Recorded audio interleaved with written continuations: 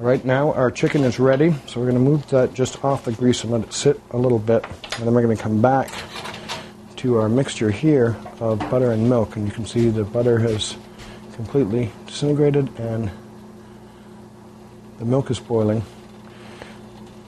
So we're going to move this around just to make sure that the butter's all gone, and then we're going to remove that from the heat and turn our front burner off. Come back to our chicken. We're going to place that on our pan, and then we're going to just use an old can, and we're going to dump our oil in here. And then once this can is filled with oil,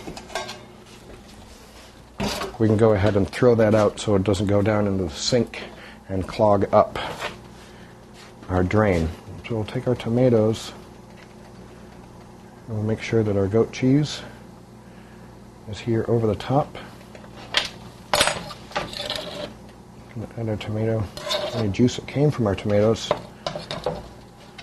And then we're just going to put this in the oven for maybe about 5 minutes, or just until that cheese starts to melt.